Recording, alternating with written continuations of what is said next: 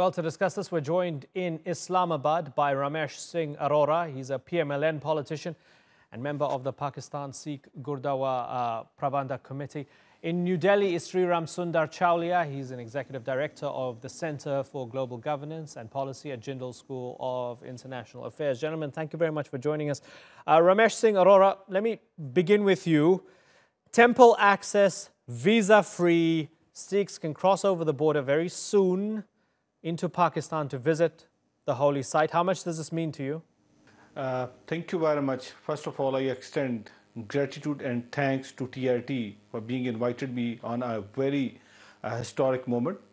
Look, for Sikh community either residing in Pakistan, residing in India, or Sikh diaspora residing in other parts of the world, this is a great news for them. Everyone is very much excited because on the day when there was a groundbreaking ceremony and Sikh diaspora was there, Sikh community from India who are on visit to Pakistan, they were there. Sikh community from Pakistan was there, and not only Sikh community, the people from different faith, Muslims were there, Hindus were there, Christians were there, and everyone was excited because this is a great news, and particularly Sikh community was looking for this news for last so many years, around 30 to 40 years, for this great news. So everyone is excited over here. Right. As your brothers and sisters come over from south of the border, undoubtedly major symbolic effects. And I guess it transcends party politics, doesn't it? Because you're a PMLN man. This is the first time I've ever had somebody from the PMLN who hasn't criticized Imran Khan on this program. So what does that tell us?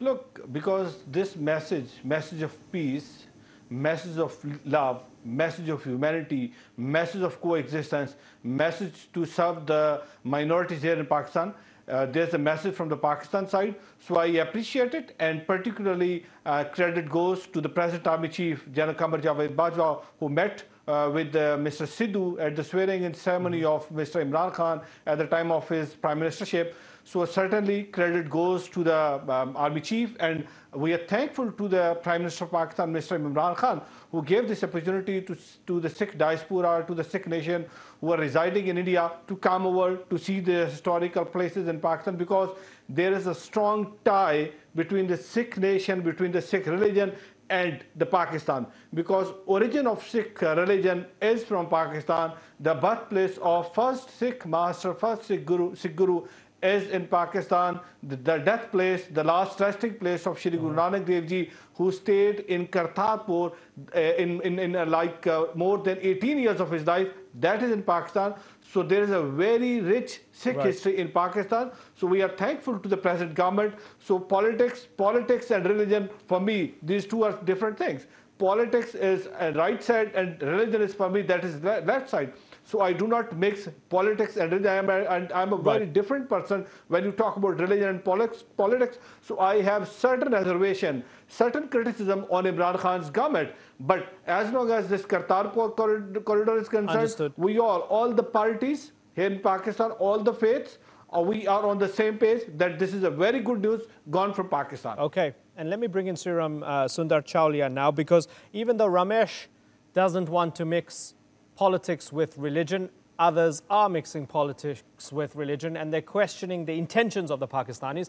You have members of the BJP saying that the Pakistanis are not doing this for the cleanest of reasons. Is that fair? I think so. You see, when it comes to state policy, there has been a long track record of Pakistan harboring and sheltering extremist groups which wish to break up India. So be it the Kashmir separatists or be it the Sikh separatists who call themselves the Khalistan movement. So there has been, historically that link. Pakistan has sponsored these extremists against India. So there is a great deal of concern here, especially among the security elites, that opening up this corridor could lead to potential ideological brainwashing of some misguided Sikh youth to try and revive the Khalistan movement, which used to be in its heydays in the 1980s and 1990s. And we know that there are still some elements relating to this separatist cause who are based there. Okay, and, so let me... recently there have been some terrorist attacks in Amritsar on the Indian Punjab. Okay, certainly, right? Okay, so let me try and understand this fully. Spiritual diplomacy, we see value in it and we support it. Right. But at the same time, there are major caveats with regard to security, and given given the unsettled disputes between the two countries, which are much larger and geopolitical in nature and cannot be resolved simply by opening up a corridor like this. Okay, so let me be absolutely clear what you're saying here before I pose it to Ramesh. What you're saying is that there's a possibility that you might have Sikh pilgrims who cross over to Pakistan to visit the White Temple, and the Pakistanis in some way are going to turn them or radicalize them in order to revive a Khalistan separatist movement, or maybe even conduct terror attacks in India. Is that what you believe? I think there is a distinct threat of that, because we have seen the diaspora militant groups among the Sikhs mobilizing lately and saying that we need a 2.0, a second version of Khalistan to restart. There is this whole notion of 2020. There is a vision for restarting the secessionism. Okay, got it. I think India let me go to Ramesh and get a response. Corridor, but I think we are going to be very, very cautious about it. Ramesh, does that sound like absolute nonsense to you, or is it a valid security concern from the Indians? It sounds nonsense, not only to me, it sounds nonsense to everyone who has a heart. Because look, I already said, and the whole of Pakistani, they are saying that we don't do any politics on Kartarpur issue, because this issue directly relates to the religion. And this issue relates to the feelings. Because look, what is happening? People from Sikh faith, they come over there on the border, they stand over there the whole day, and they pay the homage to the Gurdwara Kartarpur, which is 4.5 kilometers away. So now the gentleman sitting in India, he's talking about Khalistanis, he's talking about the Sikh diaspora. So that Sikh diaspora doesn't belong to Pakistan. That Sikh diaspora belongs to India. So India needs to look into that, what bad they did with them, because now all of those Indians who are Indian citizens, now they are residing, now they are Sikh diaspora sitting in Canada and America and talking about referendum 2020. That is because discrimination in India. What happened in 1984? Because there was attack on Akal Takht Sahib and there was nothing. They destroyed the Akal Takht Sahib. Then what happened in Delhi? That 1984 Sikh genocide, no one can forget that Sikh genocide. Because of Indian policy, now Indian people who are residing outside the India, not residing outside the India, all of them who are residing in India, now they're talking about what happened with the Sikh community, because all of those who are the culprits, who are involved in Sikh genocide, who are involved in 1984 attack, now they are not in the jails. They are living free and they are moving here and there. No one is taking them to the task. So that's why they are worried. And if he's talking about Pakistan, what India, just let me finish. What India is doing in Pakistan, what India is doing in Balochistan, what India is doing in Afghanistan. So these all things are doing by India, and now they're asking questions and raising fingering to the Pakistan. Chaulia, so rather than to do that, they should think about it. Mr. Chaulia?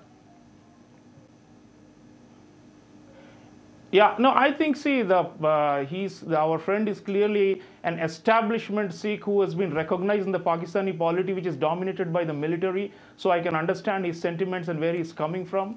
But it's clearly a misguided view, in my opinion, because the condition of the Sikh minorities in Pakistan has not been so admirable at all. In fact, their numbers have been declining over time. There have been a series of targeted assassinations against Sikhs.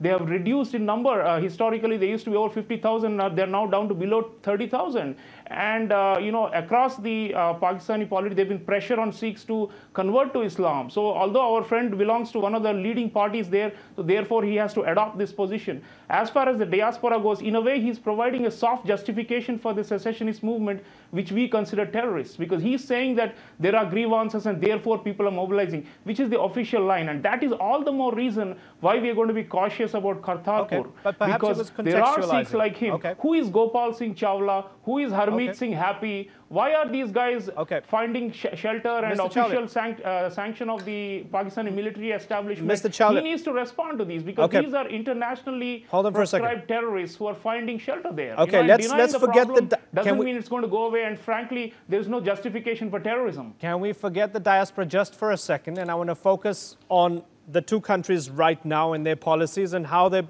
trying to sort of calibrate their policy moving forward. Is it a fair analysis, Mr. Chaulia, that even though Modi supports it, he can't support it too much, this corridor, ahead of elections, because if he shows too much warmth towards the Pakistanis ahead of elections, he loses his hardline nationalist Hindu base. Is that a fair political analysis? I don't think it's about hardline nationalist Hindu base. In my view, you see, Indians have become sick and tired of the policy of engagement by India, where we take the first step and then we are rebuffed.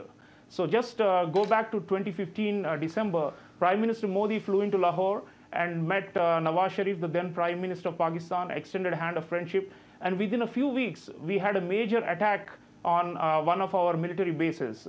And therefore, we had to call off the whole thing from across the border. It happened from across the border. So Indians, most of us believe that there is a history of backstabbing whenever we have shown interest in settling disputes. And therefore, more wary, once burnt, twice shy. That is our situation now. And we are going to be, whether there is election or not, I think Mr. Modi is quite realistic about the prospects of peace, especially under a leader like Imran Khan, who we believe is a puppet of the military there and will not be interested in any long-term settlement, because peace means end of the business for the military and the military establishment there. And it's good to get that perspective, because it helps us understand the thinking in the Indian establishment as well. Let me bring in from Lahore, Rasul Bakhsh Rais. He's a political science professor at LUMS University. Thanks for joining us, sir. And I'm sure you've heard some of what has been said over the past few minutes. Do the Indians have a right to be skeptical of this gesture from Pakistan? I think they have a right to be skeptical, and they can exercise that right. But I believe that Pakistan has done the right thing to give this corridor to the Sikhs pilgrims. They could watch this and fulfill their spiritual satisfaction from the Indian side of the border, but now they can visit it. This is a very sacred place for the Sikhs, and I think it should happen long time back. That's good that it has happened now. I don't know what the skepticism is all about. It is a corridor. Two countries have, Indian cabinet has decided to open it up. We have decided to open it up, and I think it is going to be a reality. If Sikh community, which is a minority and persecuted minority in India, and their places of worships like Golden Temple have been attacked by Indian forces, and where there was a massacre of Sikhs. So if they are giving this opportunity to link with their spiritual heritage in Pakistan, that is a great thing. Okay, let me bring in Ramesh Singh Arora once more. Ramesh, I know you've said over and over again that this transcends politics. Even though you're a PMLN man, you support what Prime Minister Imran Khan is doing. Tell me what you make of what the Foreign Minister said. Foreign Minister Qureshi said Imran Khan bowled a googly to the Indians here, right? In cricketing terms, for those who don't know, you expect the ball to go one way, but it deceives the batsman on the other end and goes the other. Imran Khan then comes back and says, no, I didn't bowl a googly. Doesn't that feed into the fact that the Indians feel played? They feel they can't trust the Pakistanis. Do you accept that, Ramesh? Look, I have my reservation on Foreign Minister's statement. He should not give such sort of statements while there is a bilateral dialogue, if that is started between the two countries. So Foreign Minister needs to rethink about it, because giving any such sort of statement. But I would like to give more something on, like my friend from India said, he's taking me with the establishment, he's talking about that he's pro-Khalistani. Look, Indian Supreme Court has given a verdict that Indian Sikh community can demand Khalistan. So certainly they are asking for the Khalistan. Mr. Sidhu, he's not Pakistani, he's Indian national. Mr. Man, he's not Pakistani, he's Indian national. So they are demanding Khalistan because they don't have rights. Look, what the Indian Constitution says, Article 25, Part B says that what is Hinduism, all the Buddhist, all the Jain Math, all the Sikh Math, they are Hindus.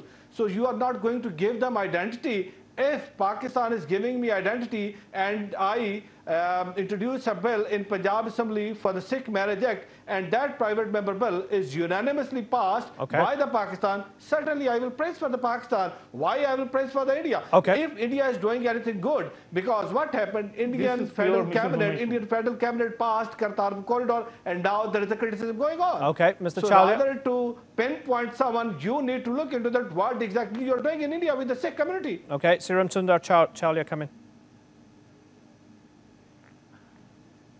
Yeah, I'll only say that our friends in Pakistan, are spinning a good yarn about genocide and persecution of Sikhs in India.